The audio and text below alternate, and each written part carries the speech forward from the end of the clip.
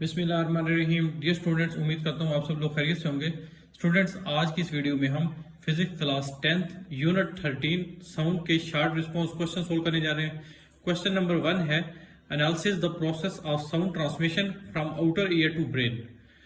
जो साउंड की ट्रांसमिशन होती है आउटर ईयर से ब्रेन तक, इसमें जो प्रोसेस इन्वॉल्व होता है उसको एक्सप्लेन करना है हमने। Here is step by step process. Outer ear क्या करता है? Collect sound waves and direct them into the ear canal. ये साउंड वेव्स को कलेक्ट करता है और ईयर कैनाल को जो है डायरेक्ट कर देता है। Number 2, ear canal. Sound waves travel through the canal and hit the ear drum. Sound waves जो है इन कैनाल से ट्रेवल करते हुए ईयर ड्रम को जो है वो हिट करती हैं। Middle ear, the ear drum vibrates causing the ossicles to transmit these vibrations to the inner ear। Ear drum जो है वाइब्रेट करता है और जो ओसिकल्स हैं वो ट्रांसमिट करते हैं इन वाइब्रेशंस को इनर ईयर की तरफ। इनर ईयर, जैसे कोक्लिया भी कहते हैं। The vibrations enter the cochlea where they are converted into electrical signals by specialised hair cells. अब यहाँ पे क्या होता है, जो वाइब्रेशंस हैं वो कोक्लिया मेन इनर ईयर में इंटर होती हैं, जहाँ पे वो इलेक्ट्रिकल सिग्नल्स में जो है वो कन्वर्ट हो जाती हैं। Auditory nerve, the electrical signals are transmitted to the auditory nerve. जो इलेक्ट्रिकल सिग्नल्स होते हैं ये ऑडिटरी नर्व्स को जो है वो ट्रांसमिट होते हैं। And the last, brain, the auditory nerves send the signals to the brain where they are interpreted as sound. जो ऑडिटरी नर्व्स होते हैं वो इन सिग्नल्स को ब्रेन की तरफ भेजते हैं, जहां पर ये इंटरप्ट हो जाते हैं as a sound. Question number 2 है what are common sources of harmful noise, assess their impact on human health. Harmful noise की कॉमन सोर्सेज कौन सी है, उनके नाम हमने बताने हैं और इनका ह्यूमन हेल्थ के ऊपर क्या इफेक्ट होता है वो हमने एक्सप्लेन करना है।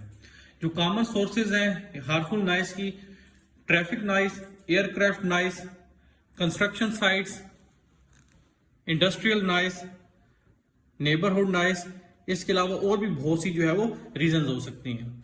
इनकी एक्सप्लेनेशन मैंने जो है यहाँ पे डिटेल में लिख दी है। अब जरा हम शॉर्ट से डिस्कस कर लेते हैं कि इनका क्या इंपैक्ट होता है ह्यूमन हेल्थ के ऊपर। Traffic noise cause stress, sleep disturbance and cardiovascular issues. अगर एयरक्राफ्ट नॉइज के इंपैक्ट्स की बात करें ह्यूमन हेल्थ के ऊपर, तो ये जो है it led to learning impairment in children and increase risk of heart disease. जो हार्ट की डिजीजेज होती हैं वो इनसे जो है उनका रिस्क जो है वो इंक्रीज हो जाता है। अगर कंस्ट्रक्शन साइट्स के इंपैक्ट्स की बात करें तो इसमें जो है they cause hearing loss and other health problems. Similarly industrial noise की में जो इंपैक्ट्स आते हैं ह्यूमन हेल्थ के ऊपर, इनमें जो हाईलाइटेड पॉइंट्स हैं वो है increasing the risk of hearing loss, hypertension and cardiovascular disease. And similarly neighbourhood noise से जो है अनॉयंस, स्ट्रेस और स्लीप डिस्टर्बेंस जो है वो इंक्रीज करती है। क्वेश्चन नंबर 3 है how do animals use infrasound for communication. Animals जो है वो किस तरह इंफ्रासाउंड वेव्स का यूज करते हैं कम्युनिकेशन के लिए। Compare this with human communication methods. Further more हमने इसको कंपेयर करना है ह्यूमन के कम्युनिकेशन मेथड्स के साथ। Some animals like elephants utilise infrasound to convey messages to each other across vast distances. Infrasound waves हमारे पास कौन सी होती हैं? ऐसी वेव्स जिनकी फ्रीक्वेंसी जो है बिलो देन 20 हर्ट्ज हो। कुछ एनिमल्स फॉर एग्जांपल एलिफेंट जो है वो इंफ्रासाउंड वेव्स को यूटिलाइज करते हैं अपने मैसेजेस को जो है वो कन्वे करने के लिए बहुत दूर दराज इलाकों तक। The infrasound they produced can only be detected using complicated devices. और ये जो इंफ्रासाउंड वेव्स होती हैं इनको डिटेक्ट करने के लिए बहुत ज्यादा कॉम्प्लिकेटेड डिवाइसेज का जो है वो यूज किया जाता है। फर्दर मोर अगर इसका हम कंपैरिजन देखना चाहें ह्यूमन कम्युनिकेशन के साथ, human primarily use Audible sound frequency. Audible sound frequency कौन सी होती हैं? ऐसी साउंड जिनकी फ्रीक्वेंसी 20 हर्ट्ज से 20 किलो हर्ट्ज की रेंज में हो। सो जो ह्यूमंस हैं वो ऑडिबल साउंड फ्रीक्वेंसीज को जो है यूज करते हैं कम्युनिकेशन के लिए। सो ह्यूमंस की जो कम्युनिकेशन है वो रिलाई करती है number 1 verbal and non verbal cues के ऊपर, नंबर 2 टेक्नोलॉजी के ऊपर। अगर वर्बल नॉन वर्बल क्यूज को हम डिस्कस करें तो इसमें लैंग्वेज, टून, बॉडी लैंग्वेज वगैरह जो है वो इंक्लूड है, जिसको यूज किया जाता है कॉम्प्लेक्स इंफॉर्मेशन को कन्वे करने के लिए। जबकि टेक्नोलॉजी में human use devices, technological devices for example phones, radios, internet platforms to communicate और लॉन्ग डिस्टेंसेस। क्वेश्चन नंबर 4 है evaluate the advantages and limitations of ultrasonic cleaning। Ultrasonic cleaning के advantages और लिमिटेशंस जो है वो हमने एक्सप्लेन करनी है। सबसे पहले एडवांटेजेस देख लेते हैं। Number 1, effective for intricate parts. Number 2, gentle on surfaces. जो अल्ट्रासोनिक क्लीनिंग का जो प्रोसेस है ये जेंटल होता है डेलिकेट सर्फेसेस के लिए। एज अ रिजल्ट जो रिस्क ऑफ डैमेज होता है वो रिड्यूस हो जाता है। Number 3, efficient and thorough. Ultrasonic cleaning can quickly and thoroughly clean objects. As a result जो प्रोडक्टिविटी है वो इंप्रूव हो जाती है। लिमिटेशंस की अब बात करते हैं। Number 1, equipment cost. Ultrasonic cleaning devices can be expensive to purchase and maintain. Ultrasonic cleaning की जो डिवाइसेस होती हैं ये बहुत ज्यादा एक्सपेंसिव होती है और इनकी जो मेंटेनेंस है उसके ऊपर इससे भी ज्यादा कॉस्ट आती है, वो और ज्यादा एक्सपेंसिव होती है। Number 2, specific cleaning solutions required. Certain cleaning solutions may be necessary for optimal results. और number 3, limited to certain materials. Some materials may not be suitable for ultrasonic cleaning. इसका मतलब ये है कि आप कोई भी मटेरियल जो है अल्ट्रासोनिक क्लीनिंग के लिए यूज नहीं कर सकते। कौन सा मटेरियल आपने चूज करना है इसकी भी लिमिटेशंस हैं। ड्यू टू पोटेंशियल डैमेज और रिएक्शन विद क्लीनिंग सॉल्यूशंस। उसकी रीजन यही है कि पोटेंशियल डैमेज हो सकता है या क्लीनिंग सॉल्यूशंस के साथ जो है वो मटेरियल रिएक्शन कर सकता है। क्वेश्चन नंबर 5 है why does sound travel faster in solids than liquid and gases. Sound जो है वो सॉलिड्स में फास्टर ट्रेवल करता है as compare to liquids and gases. इसकी हमने रीजन बतानी है। Sound travels fastest in solids because the particles in solid are tightly packed and held together by strong forces. Solids के केस में जो पार्टिकल्स हैं वो टाइटली पैक्ड होते हैं और उनके दरमियान स्ट्रॉन्ग फोर्सेज होती हैं। एज अ रिजल्ट जो साउंड है वो फास्टेस्ट ट्रेवल करता है सॉलिड में as compare to liquids and gases. एक और रीजन ये भी है सॉलिड्स की इलास्टिसिटी हाई होती है और डेंसिटी भी हाई होती है जिसकी वजह से इनकी स्पीड जो है वो ग्रेटर होती है।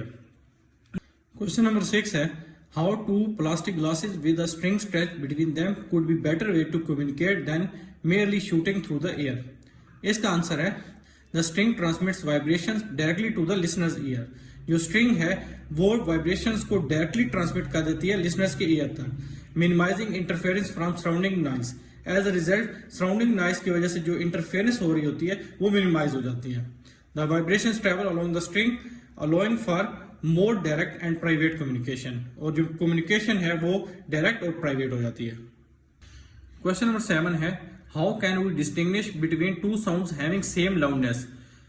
अगर दो साउंड्स जिनकी लाउडनेस सेम है उनके दरमियान हम डिस्टिंग्विश कैसे कर सकते हैं, उनको हम किस तरह डिफरेंशिएट कर सकते हैं। So we can distinguish between two sounds having same loudness based on their difference in number 1 pitch, number 2 timbre. Number 1 pitch को एक्सप्लेन कर लेते हैं। Sounds with different frequencies will have distinct pitches allowing us to tell them apart. अगर दो sounds हैं जिनकी frequencies different हैं तो उनकी पिचेस जो है वो भी मुख्तलिफ होंगी जिसकी बिना पर हम उन दोनों को आपस में सेपरेट कर सकते हैं, डिस्टिंग्विश कर सकते हैं।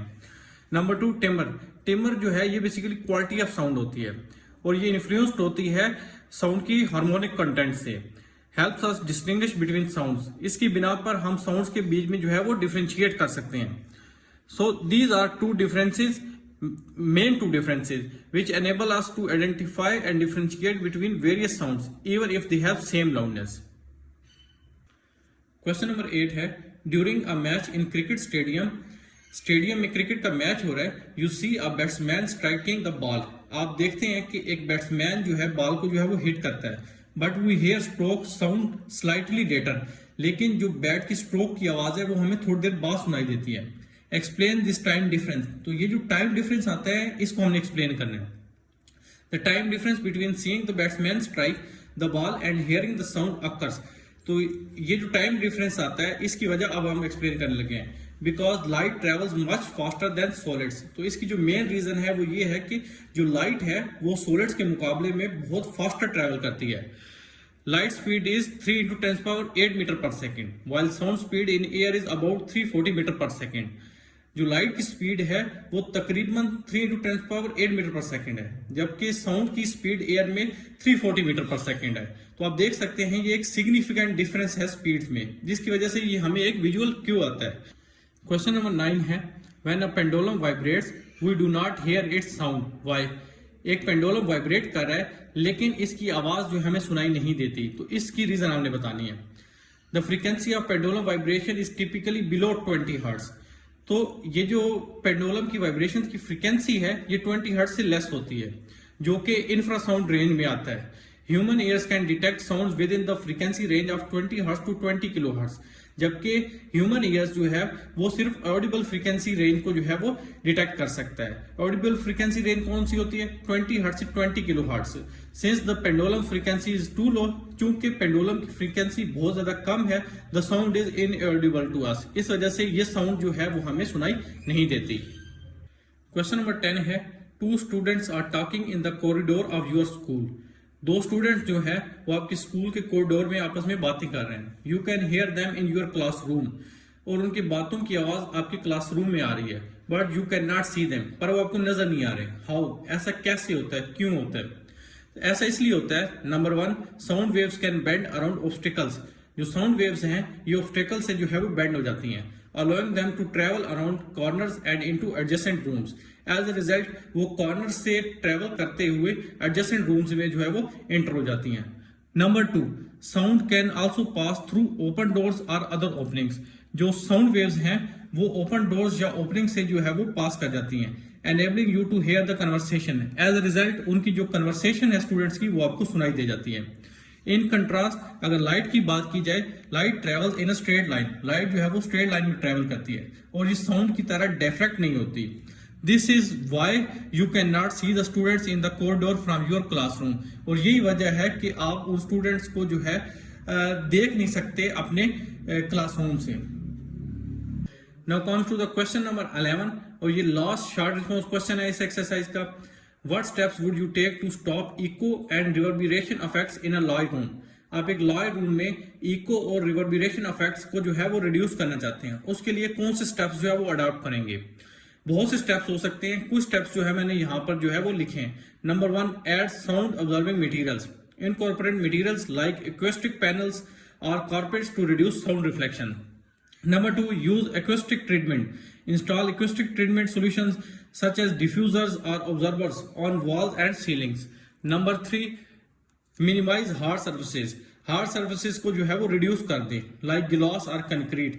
ये इससे क्या होगा, जो sound जो है वो reflect हो जाएगा। और last में add furniture and textiles. Incorporate furnitures and textiles to absorb sound and reduce reverberations. तो स्टूडेंट्स यहाँ पे ही हमारे शॉर्ट रिस्पॉन्स क्वेश्चंस कंप्लीट हो जाते हैं। अगर आपको कोई क्वेश्चन हो तो कमेंट सेक्शन में जरूर बताएं। वीडियो पसंद आए तो वीडियो को लाइक शेयर कर दें, चैनल पे नए हैं तो चैनल को सब्सक्राइब कर दें। अपना बहुत ख्याल रखिएगा, मिलते हैं नेक्स्ट वीडियो में, तब तक के लिए अल्लाह हाफिज।